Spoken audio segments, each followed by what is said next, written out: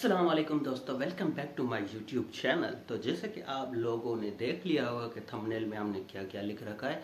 हमको आने वाले थे डॉलर्स, जो कि एक फ्रॉड था। और ये फ्रॉड सिर्फ मेरे साथ नहीं हुआ बल्कि ये बहुत से लोगों के साथ हुआ है। मैंने यूट्यूब पे देखा, एक पाकिस्तानी भी था, लाहौर का बंदा था, उससे उर्दू पॉइंट वालों ने इंटरव्यू किया था कि उसको भी ऐसे ही ऑफ़र हुई थी डॉलर्स की, जो कि उनको आए थे और उन्होंने निकलवाने के चक्कर में अपने 2-2.5 लाख रुपए खर्च कर दिए। तो ऐसा एक इंडिया वालों में भी हुआ था। एक पुलिस वाला था, उसने पार्सल के चक्कर में 7 लाख रुपए गंवा दिए, लेकिन उसको पार्सल नहीं मिला। यह होती है अमेरिकन लोगों की एक चाल, यानी कि पैसे कमाने का उनका एक जरिया है जो कि हमसे लूटते हैं। दरअसल वो करते क्या हैं, अब देखिए मेरे साथ जो फ्रॉड है ना, मैं आपको वो बताता हूँ जो कि सच में, और आपको तस्वीरें भी उसकी नज़र आ रही होंगी साइड पे।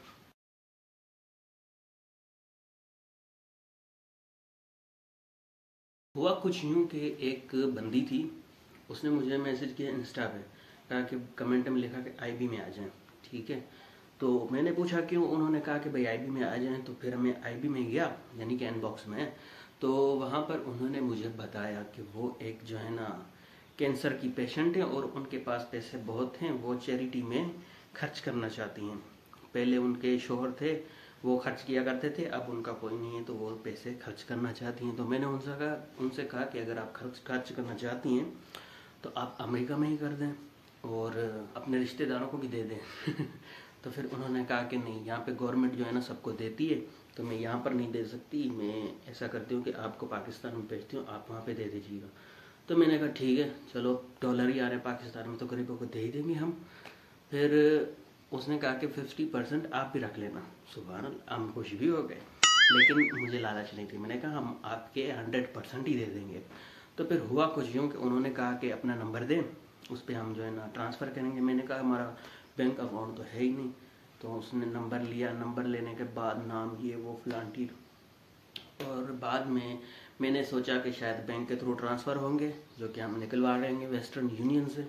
उन्होंने किया कुछ ऐसा कि एक बैग लिया, उसमें पैसे भरे, पता नहीं वो असली भी थे या नकली थे, और उसकी पिक्चर्स जो है ना मुझे व्हाट्सअप की, और बाद में उसने वो ट्रांसफ़र कर दिए एक एजेंट के थ्रू। तो मुझे ना यहाँ पे कुछ गड़बड़ी लगी कि यार ऐसा कैसे होता है, कोई भला थैले में भी पैसे भर के भेज देता है, वो भी डॉलर्स, ये तो मनी लॉन्ड्रिंग का केस बन जाता है।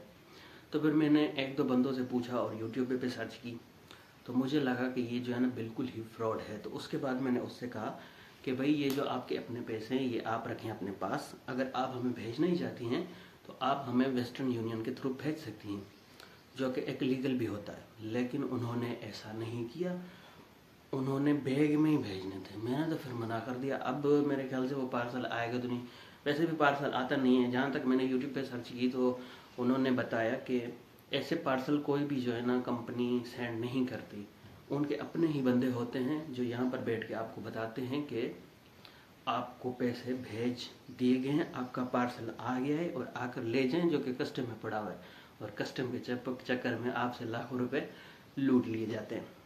तो यही थी जी कहानी।